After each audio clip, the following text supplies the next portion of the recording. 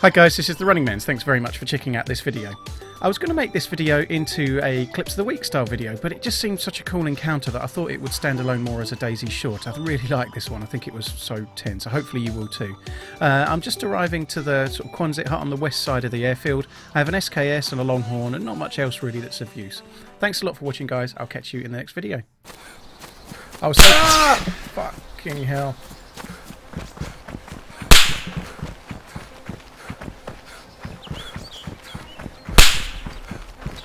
Don't know where that's coming from.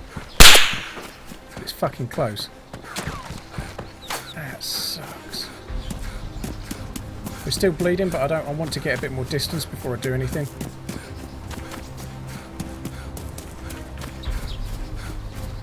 I should probably go a bit further, but I need to bandage. He's ruined my spare morphine as well. I'm going to have to use the other morphine now.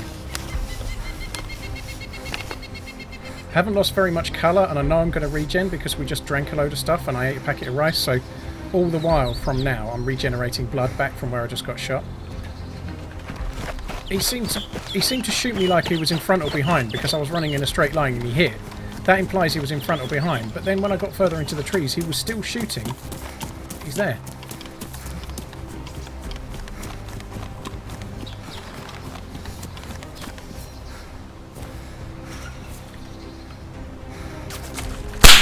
Fuck.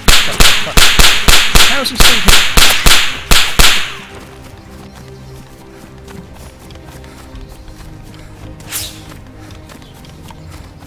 Is that a VSS, that? Sounds kind of cool. Guys, I'm going to keep backing off. I think that my best bet is to back off further and wait for them to come up, because I don't think I can take down. And I think my only option right now is to back away and wait. This isn't a good place to do it. So, no, any further I'm too far away. I'm going to stay here for a minute.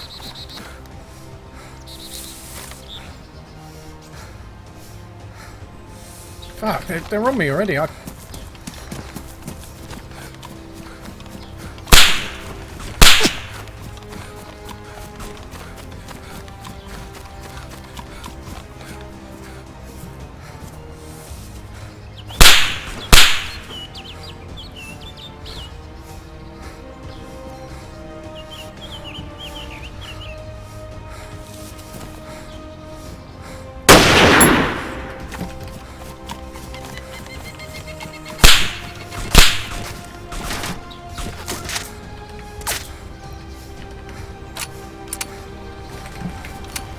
This is not going to go well.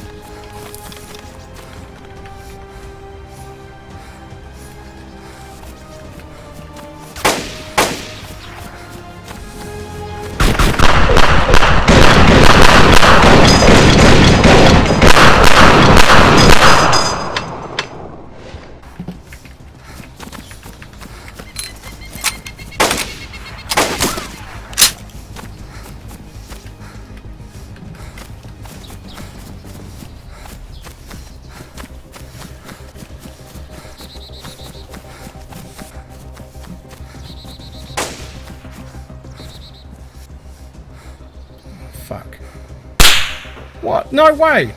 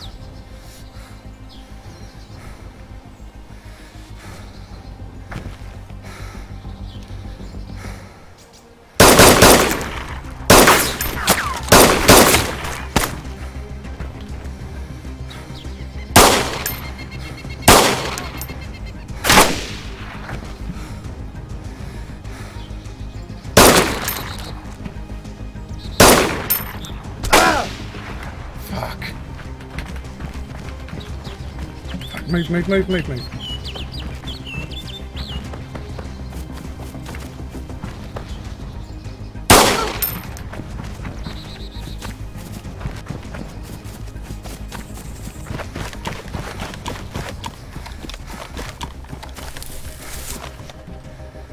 Oh fuck, I've got no rags. Got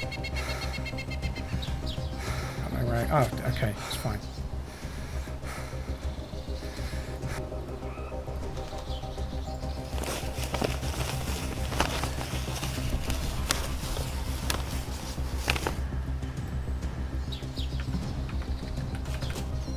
My arm's broken as well. I'm going to risk a splint, I think, and then I'm going to go back.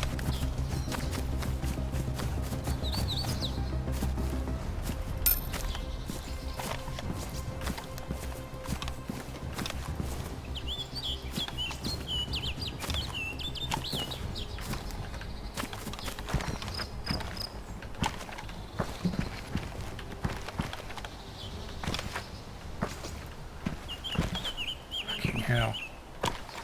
I'd rather have that backpack, to be honest.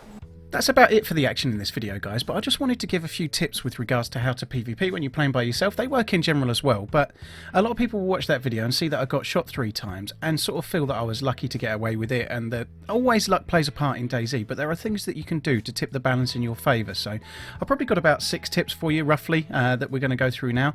I thought they were worth sharing, so just while I'm still looting this body, I thought I'd go through them. The guy came away with a UMP, a couple of mags, a blaze, and 120 rounds, roughly. We did really well. But anyway, tip number 1. You need to always make sure that you're bright green energized and bright green hydrated if you can. A lot of people forget to do this when they get to the airfield, and it will cost you dearly.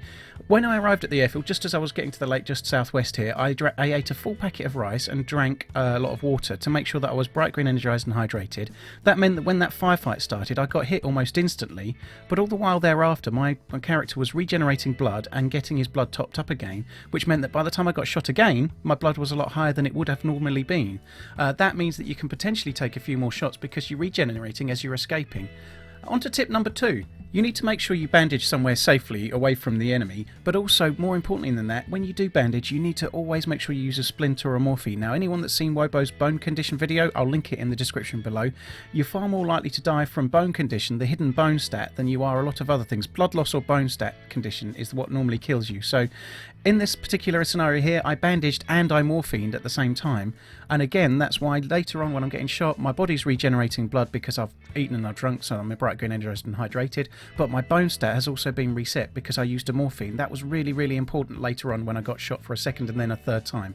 On to tip number 3. You need to try and fight on your terms and not the enemy's. Now, the firefight was massively in the enemy's favour in terms of numbers at the start, but also, because I was at the airfield I was being shot at, I didn't know what was happening. I didn't know where they were. I had no clue. By backing away and stopping every now and then behind cover, I was getting an idea of what I was up against in terms of it being a squad and not just one player, but also I was starting to turn the fight into being on my terms and not theirs, because I was running away. By moving away, the enemy has to bottleneck to chase you. They can't flank somebody that's running away from them. They have to just run after, and by doing that it meant that the group sort of stayed together and chased me rather than split up and try to flank. If you stay still, the fight is on their terms because they are going to split up and flank you. By running away, the enemy has to follow and try to keep up. By doing that, you're bottlenecking them and you're able to sort of to keep the fight on your terms. You can stop and be the first to fire possibly, rather than them being able to shoot you or flank you whilst you're not able to do much about it. Tip number 4. You need to always take up a position whereby you're protected as much as possible from the enemy's fire. When I'm stopping to shoot, I'm not stopping in random places more often than not. I'm stopping behind hard cover behind this tree here, for example, because bullets do not penetrate these trees. Now, pine trees, bullets can pass through, even the trunk. Bushes, bullets can pass through. These trees stop bullets, so that's why I'm stopping behind these. Wherever possible, I'm trying to take a position where anything other than where I'm leaning is protected from the enemy, and making sure that it's a lot harder for them to kill me than it is for me to kill them, because I'm behind hard cover and they're running through an open field. Tip number 5. When faced with multiple enemies, you can't win the firefight unless you start killing them. It's fairly straightforward, but there's only going to be one team standing at the end, or one person standing if it's you in this case. This was the key moment in this firefight. I was stopped behind cover and the enemy split up, so people started flanking to the left and one player came to the right in the field. I had to pick which one to shoot with, and the one to the left was coming into cover and the one to the right was in a field, so I thought the one to the left was the target. The one in the field was a harder one. I didn't stop randomly. I've stopped by that bush there so that I'm protected from the guy in the field, and that's when I choose to kill this guy with the Gorka helmet. Now, it could have gone wrong, but I had to pick my enemy. I picked one that was in cover because I could stay in cover and kill the guy that was there. If I'd gone and tried to kill the guy in the field, the guy in the cover has me. Now, that kind of has to become an instinct, but picking the right person there and choosing the right one to kill is what enabled me to thin the herd a little bit and also move on without being shot in that particular instance. On to tip number 6. If you need to make a last stand, it's really important that you choose a good location for it. Now, it wasn't random that I stopped where I did. I chose this position because I was able to fight on my terms, I was able to get behind hard cover, and the topography of the map gave me a chance. Now, I got a little bit of elevation, so I was a little bit above the enemy. I was behind hard cover, and they had to funnel this way. Now, because of the way the hill is, they're not going to go running up the hill. They're going to come around on the side of it like I did. They were following me, but I'm behind hard cover with a little bit of height, which gave me a tiny advantage. I'm fighting on my terms behind good positioning, and also the map is giving me a little bit of benefit with regards to height, and that's why I won the firefight. If I'd carried on running, there's open fields either way. There's nowhere I could have gone. I could only kind of run and try to evade, but I'd have been dodging bullets in the middle of an open field. So I picked my last stand based on good cover with height as an advantage. I was hoping I'd have had my breath back for the fight, but I didn't. Neither did they, but they were below me with harder shots against me with better cover. So that's kind of how I ended up winning the fight as I did. There was a lot of luck involved. I did get hit 3 times, but the things I did and the decisions I made helped me to win this firefight. Hope these tips have been of use, guys. Thanks very much for watching this video, and I'll catch you in the next one.